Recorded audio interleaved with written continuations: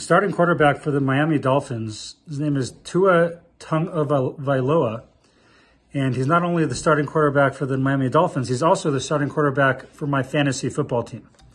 But there's an amazing story that has recently come out, and that is he's now in his third year, and to be honest, in his first 2 years, he was pretty bad. And it recently came out how he looked in the mirror and he asked himself, am I lousy? Am I bad? And he wasn't sure. He doubted himself because he saw all the criticism from everywhere. And then his new head coach this year, Mike McDaniel, put together a 700-play highlight film with all of his amazing plays from college and beyond. How did this translate? Well, now he's currently 5th in the league in touchdowns. He's 2nd in the league with fewest interceptions thrown. And he's 2nd in the league in completion percentage. He's doing amazing. One of the best quarterbacks in the league. What happened there? So I think to understand what happened, I want to just briefly look at an idea from this week's Parsha. At the very beginning, we see the Torah tells us that Yaakov Avinu left from Beersheba and he went to Haran. And the question that's asked is, why does the Torah, which doesn't usually mince words, why does it say that he left Beersheba to go to Haran? It could have just said he went to Haran. I went to Vail recently, but I don't tell people I left Denver and I went to Vail. I just say I shredded the nar in Vail. So what's going on over here? So Rashi beautifully and famously tells us that it's coming to teach us that when a tzaddik leaves an area, when a righteous person leaves an area, it makes an indelible impression. When he's in the city, there's a certain beauty and splendor there. And when he leaves, that's absent.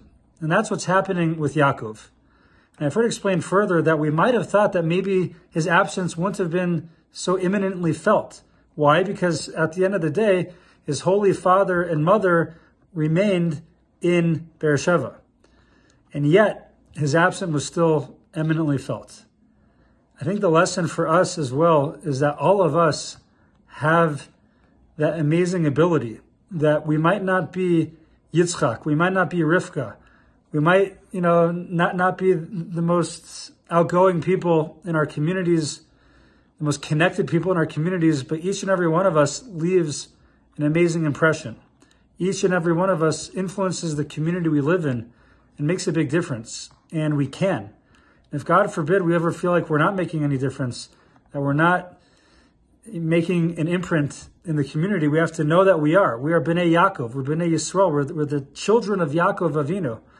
The same Yaakov who made such an imprint in his community and was felt when he left. That's the imprint in the community that we make as well. And that is our duty. I would conclude that it is also our duty and job to not only realize our own greatness within us and to live our lives that way, to make our own imprint in our communities and in our families, but we have to also bring that out in other people as well. We have to always be ready to remind them of their greatness and the impact that they make and how profoundly important they are in our communities. Just like Coach Mike McDaniels of the Miami Dolphins realized to help his quarterback, we too can be Coach McDaniels, and we can make that same impact for the people in our lives as well. Have a beautiful Shabbos.